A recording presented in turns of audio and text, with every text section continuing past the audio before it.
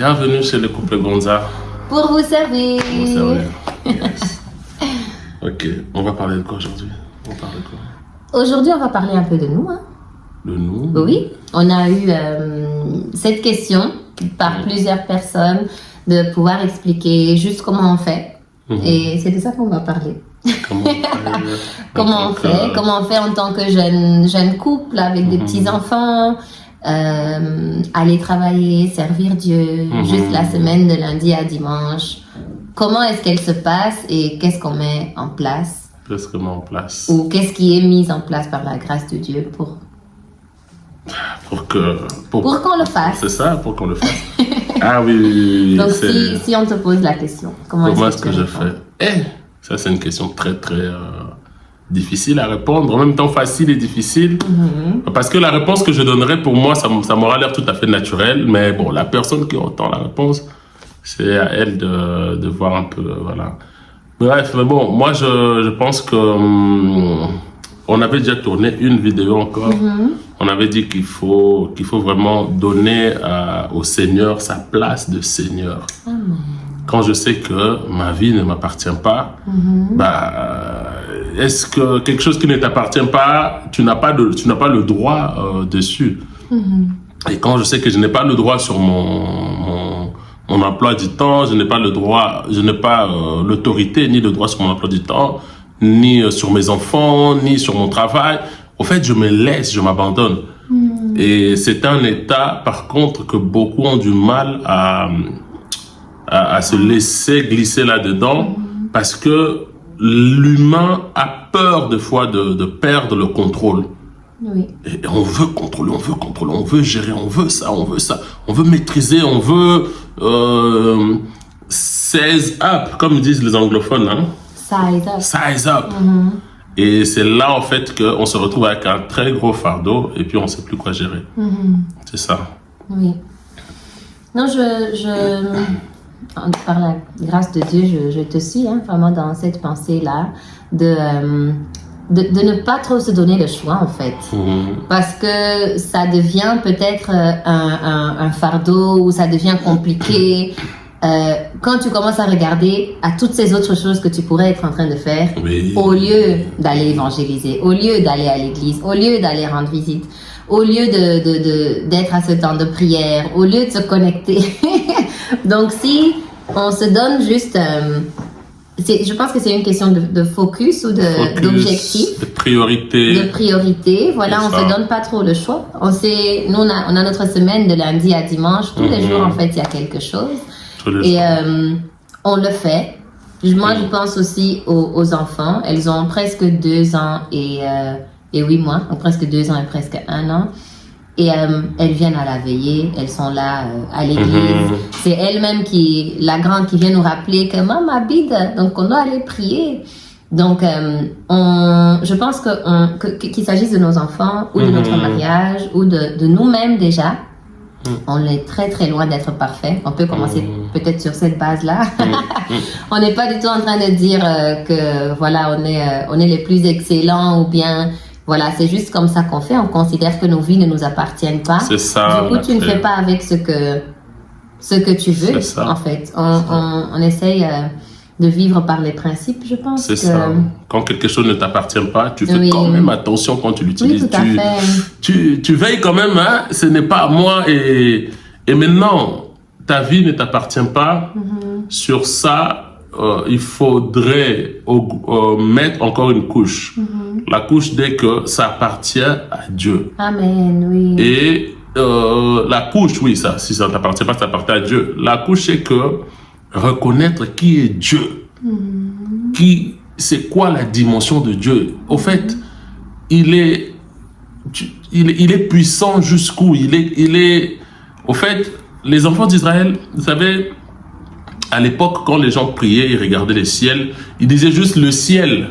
Ils n'osaient même pas regarder, en fait. C'est comme ce collecteur d'impôts, oui, devant le pharisien dans la synagogue.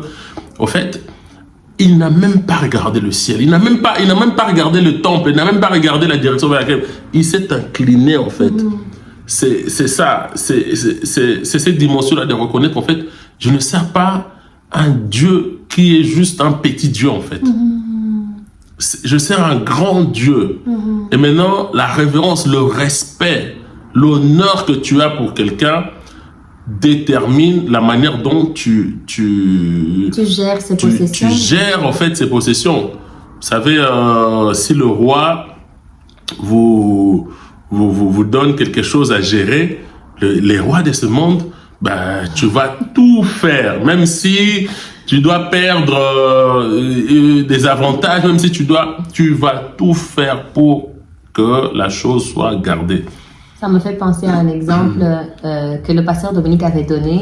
Il dit, si le roi te donne son fils pour que tu le gardes, même s'il casse ta plus belle, ton plus beau vase, que si tes propres enfants allaient les casser, ils auraient des problèmes. Mais lui, comme c'est l'enfant du roi, voilà, on laisse passer, c'est pas si grave que ça. C'est ça. Et voir Dieu comme ce roi-là, et ce roi-là t'a donné quelque chose de très, très important. Il t'a donné le temps. Parce que le temps, c'est une ressource très, très, très importante ici sur Terre. Et maintenant, le diable, l'ennemi, va te faire croire que ton temps, c'est l'argent. On entend beaucoup de gens dire ça, oui, le temps, c'est l'argent. Le temps, ce n'est pas l'argent, c'est plus que l'argent. Parce que dans le temps, tu peux faire de l'argent, tu peux avoir des enfants, les élever, tu peux avoir un bon mariage, tu peux servir Dieu, tu peux faire tout dans le temps. Donc le temps, c'est une ressource infinie, en fait. Et si nous sommes ici sur Terre, premièrement, c'est d'abord pour travailler pour notre éternité. Parce que malheureusement, ou encore heureusement, on ne sera pas éternel sur Terre, en fait. Il n'y a personne qui l'a fait, il n'y aura personne qui va le faire. Hein, et ça sera toujours comme ça. Et donc, quand on a le temps, la Bible dit, rachetons le temps. Et donc, c'est une petit gros développement. Non, mais là, je chute maintenant par rapport à nous. C'est-à-dire que, quelque part, on a aussi cette notion-là, en fait. De nos vies ne nous appartiennent pas. Nous sommes des êtres spirituels qui vivent une expérience naturelle. Donc, les corps que nous avons ici, ce n'est pas de vrai nous, parce que nous sommes spirituels. On retournera dans l'esprit. Et maintenant, sur notre traversée de la terre, Dieu nous a confié des choses. Il m'a confié à toi, il t'a confié à moi. Il nous a d'abord confié à des parents, qui ensuite nous sommes confiés, nous deux, par sa grâce. Et maintenant, il nous a confié des enfants. Il va te confier un travail, il va te confier un ministère. En fait, on te confie beaucoup de choses. Mais parce que il veut que tu travailles dans ces choses pour que son intérêt soit visible. Amen. Mais dans un premier lieu, il ne veut pas d'abord te perdre toi. Tu vois. Et donc, quelqu'un qui décide de bien gérer ces choses-là qu'on est en train de parler, c'est vraiment, pour moi, c'est le plus important de voir, d'apprécier, d'honorer Dieu au travers de notre temps, au travers de notre emploi du temps. C'est ce que nous essayons de faire. Je te laisse maintenant la parole. C'est ce que nous essayons de faire. Nous essayons, on n'est pas encore arrivé. Voilà, ça commence avec une disposition de cœur. Et comment on fait, peut-être juste pratiquement aussi, juste dans la semaine, on va évangéliser, on est présent à des temps de prière. On va visiter les bien-aimés. On visite aux gens, oui, effectivement. Et on va gérer les enfants. Une chose déjà, quand même, ici à la maison aussi, quelqu'un qui veut peut-être, essayer de se concentrer aussi sur autre chose, c'est commencer déjà par éliminer les distractions, en fait. C'est un peu, je reviens un peu sur ce que j'ai déjà dit tout à l'heure, que quand il n'y a pas le choix, il n'y a pas le choix. Et tu fais juste ce qu'il y a à faire. Souvent, quand il y a, tu sais que il y a cette personne qui aurait besoin de mon soutien. Ah, mais il y a aussi les amis là qui vont se réunir là et tout. Pas pour dire qu'il faut se couper de tout le monde, mais juste pour dire que des fois, il s'agit juste d'un choix. Il s'agit juste de se dire que je décide d'être un vase par lequel le Seigneur peut passer, tout en nous rappelant du fait que c'est lui qui nous choisit, c'est pas nous qui le choisissons, mais juste nous disposer et en fait c'est just do it. Moi j'ai envie de dire. Just do il y a it. pas pasteur Dominique une fois il m'a dit que on peut pas apprendre à oser. En fait il y a des choses, il faut juste pour comprendre que tu peux aussi les faire, fais-le juste. Et tu verras que Dieu, il donne toujours la provision là où on se dispose à lui être agréable. Donc voilà. Oui, moi je cherchais un verset dans Romains. Bon, peut-être c'est pas vraiment truc pour dans la thématique, hein, mais c'est Romains 8, 36. Il dit selon qu'il est écrit, c'est à cause de toi qu'on nous met à mort tous les jours, qu'on nous regarde comme des brebis destinées à la boucherie. Toi, ici, c'est qui? Toi, Dieu. Oui, c'est un verset que l'apôtre Paul prend de l'Ancien Testament. Je pense que c'est Psaume, je pense que c'est Psaume. Ou en tout cas des prophètes, Ésaïe ou Jérémie. Au fait, quand tu décides de vraiment faire de Dieu ta priorité, bah, tu perds, tu passes à côté des choses. Tu passes à côté d'opportunités, tu passes à côté des choses que le monde, que les gens du monde, voilà. Mais quand tu dis ça, il n'y a plus personne qui va vouloir le faire. Oui, non, mais au fait, oui, c'est vrai. Non, mais c'est bien, hein, c'est non, bien. Mais c'est ça, il faut le dire. Voilà, de Jésus, il y a un disciple comme ça qui a dit, je vais enterrer mon père et puis je te suis. Jésus lui a dit, laisse les morts enterrer leurs morts et suis-moi. C'est ça. Du coup, des fois, c'est mieux de savoir en avance, en fait. Donc, c'est ça. Moi, j'aime bien le pasteur Dominique, il a une manière de présenter ce verset-là. Il dit que Jésus faisait son entretien d'embauche. Qui veut faire partie de mon équipe. Et quand vous veniez, avant d'entrer, avant d'aller plus loin, il y avait l'écriteau qui était écrit, quelque chose qui était écrit, une pancarte. Et sur cette pancarte, c'était marqué que avant d'aller plus loin, tu dois d'abord haïr ton père, tu dois haïr ta mère, tu dois haïr tes enfants, tu dois haïr, tu dois te découper de tout ça, tu dois vraiment te dépouiller, et ensuite là tu pourras me suivre. C'est comme la Bible qui dit que il est plus facile pour un chameau de rentrer par l'aiguille, l'œil de l'aiguille, que pour un riche. Là, on est en train de parler de nous, mais on est encore retombé dans non, mais c'est vrai, parce que je pense que ce sont aussi des principes. Le riche là dont la Bible parle, il n'est pas seulement riche en argent, il est riche en image, il est riche en ambition, en projet, en ego. C'est pas pour dire qu'on peut pas avoir de projet, mais nos projets, je pense que le but c'est qu'ils soient inspirés et utiles pour le royaume de Dieu. Comme ça, la provision qui est à notre portée, c'est la provision divine et voilà, ça ne peut pas rater.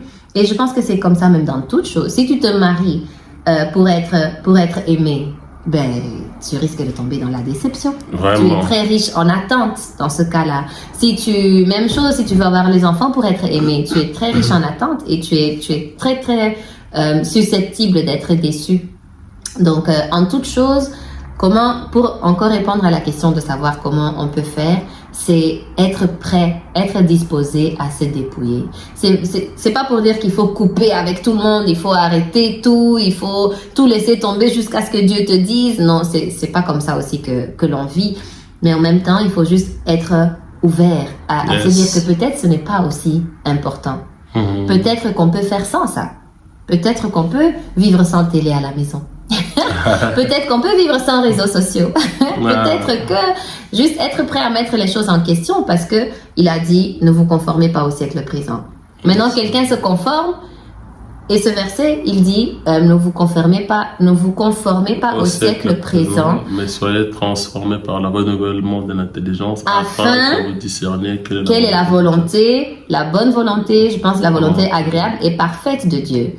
Donc quelqu'un qui veut faire la volonté de Dieu, il ne suffit pas de prier ou de dire ah oui Seigneur quelle est ta volonté. Des fois c'est juste voilà, sois renouvelé, sois disposé à te dire que tout ce que tu connais est faux.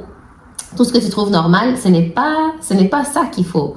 Et donc, lorsque on se dispose déjà à accepter ça, on devient candidat à ce que on vive en fait différemment que de tout le monde. Moi, j'aime bien quand tu parles du renouvellement parce que quelqu'un qui se dit ah oui, les enfants doivent quand même faire du sport, non? En fait, qui a dit que ça devait être comme ça? les enfants doivent quand même faire X ou Y, non, les parents doivent quand même faire ça, non. Mais en fait, il y a certaines vérités qui sont devenues basiques pour nous. Oui. Alors que on n'interroge même plus la source de ces vérités, en fait, ou les sources. Vous voyez, quand Israël était à la porte du roi Balak a fait appeler Balaam pour les maudire. Et les deux se sont rendus compte, mais en fait, ce n'était pas possible de les maudire, en fait. Et il y a un conseil pernicieux, il y a un conseil diabolique que le prophète Balaam va donner au roi Balak. Il va lui dire, tu vois ce peuple, laisse-le, tu les auras à l'usure. C'est-à-dire, ton peuple va se marier avec leur peuple, ils vont former des trucs, et à un moment, ça va les affaiblir. C'est ça, en fait, les vérités qu'on entend aujourd'hui. C'est-à-dire que des choses qui ne sont même pas bibliques, qui ne sont même pas inspirées, mais qui se sont tellement mélangées et qui sont même présentes dans l'église.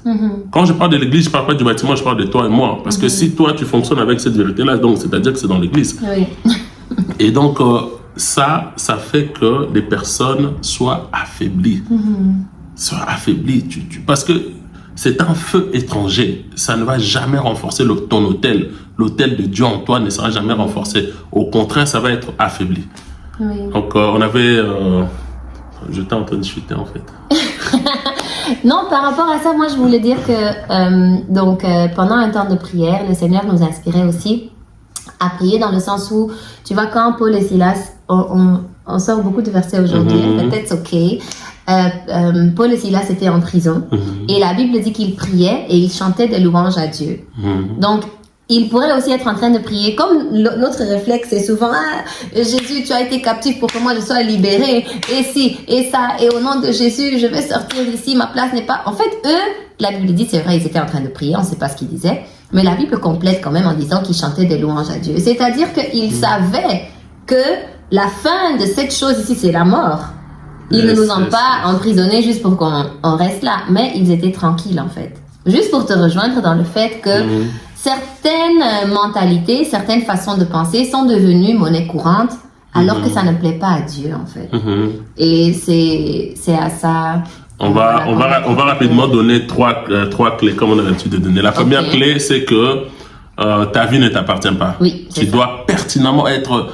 Vraiment, même les enfants que tu as dans ta maison, ce ne sont pas tes enfants. C'est Dieu qui te les a confiés parce que, voilà, ils doivent venir et faire partie de son armée. C'est comme ça que tu dois les traiter. Et comme tu les traites comme étant les enfants de Dieu, vraiment, Dieu va s'en occuper. Il sera la providence, la source, la référence pour ces enfants-là. Et même chose pour ton travail, pour ta vie professionnelle. Et donc, quand tu donnes tout ça à Dieu, ça te libère déjà. Tu peux dire que on me veut au travail, on me veut des problèmes. Ces problèmes-là, c'était des problèmes qui étaient censés me tourmenter, que je ne puisse pas avoir le temps pour aller adorer Dieu, que je ne puisse pas sortir pour évangéliser tellement que je suis abattu au-dedans de moi. Mais tu parles à ton âme. Tu dis, mon âme, rejouis-toi, espère en Dieu. C'est lui ton créateur, c'est lui qui possède tout. Sors, va évangéliser, va faire quelque chose. Et maintenant, la deuxième clé.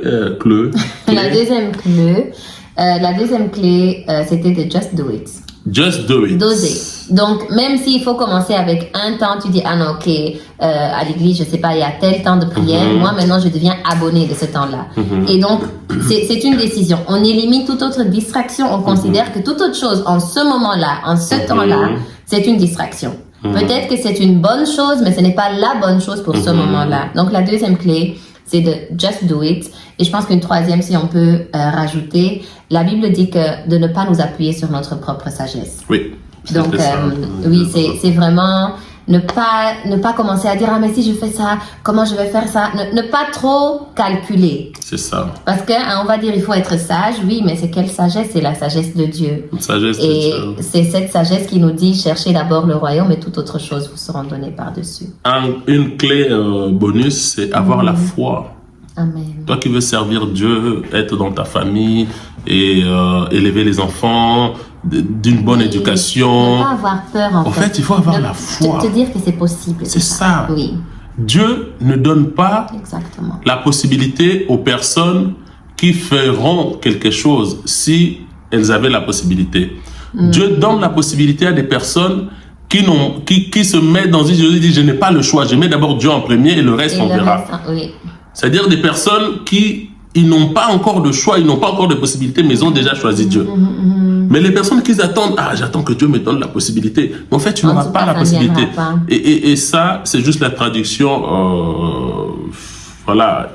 idéologique ou littéraire. Du verset, il donne la sémence aux sémeurs, pas à ceux qui aimeraient s'aimer s'ils avaient la sémence. Ceux qui aspirent à s'aimer là, oubliez. Vraiment, le jour où j'aurai le temps, le jour où j'aurai un congé l'après-midi, je vais aller à la prière de vendredi soir parce que je vais rentrer à temps, je vais préparer la nourriture, je vais faire ci. Au fait, ce jour-là n'arrivera jamais.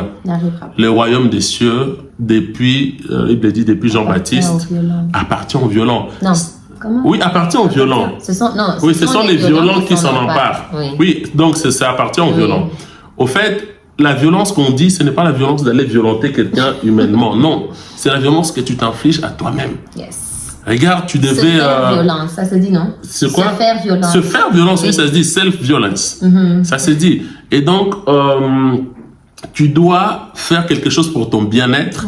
Tu décides de ne pas le faire, cette chose pour servir Dieu, pour être là où Dieu parle, venir dimanche à l'église, aller évangéliser ou aller rendre visite à quelqu'un, parce que c'est aussi très important de visiter les personnes. Jésus nous a laissé ça comme recommandement aussi. Il dit que j'étais malade, vous ne m'avez pas visité, ainsi de suite. Bref, entre parenthèses. Mais en fait, du moment où je décide de laisser mon confort pour aller faire ça, mais en fait, c'est ça la violence, en fait. Exactement. C'est ça la violence. Donc, tu fais une violence parce que ça va à l'encontre de tes émotions, de tes sentiments, de tes aspirations. Alors là, c'est toute une autre vidéo. Exactement, c'est ça. Donc, ça, c'est la partie 1. Mais on a fait beaucoup de parties 1, en fait, j'ai l'impression. Non, ça, c'est pas la partie 1. Ça, c'est juste une partie. On aura une autre vidéo qu'on fera après. Mais en tout cas, nous vous aimons beaucoup. Comme nous disons toujours, si vous avez des thématiques, vous avez des choses qu'on peut partager, n'hésitez pas à commenter et aussi à nous partager des sujets qu'on peut en retour partager sur cette chaîne YouTube, et aussi à ne pas hésiter à partager autour de vous. Peut-être que c'était l'exhortation que quelqu'un avait La vidéo dont quelqu'un avait qui faisait la différence. Et donc, le couple Gonda pour vous servir, on est là. Et donc, on vous dit à la prochaine. À la prochaine. Pour vous servir.